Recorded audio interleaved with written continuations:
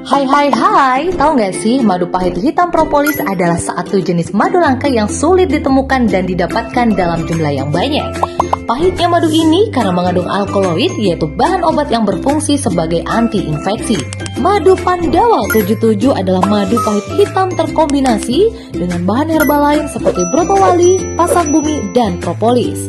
Madu Pandawa 77 membantu menstabilkan tekanan darah, membantu mengontrol kolesterol dan kadar gula dalam darah, membantu meningkatkan imun atau daya tahan tubuh, membantu membersihkan paru-paru atau masalah pernafasan, membantu memperkuat fungsi liver, membantu meningkatkan stamina atau seksual pria dan wanita, membantu mengatasi masalah pencernaan, membantu penyembuhan penyakit stroke, membantu mengatasi penyakit alergi, serta manfaat lainnya.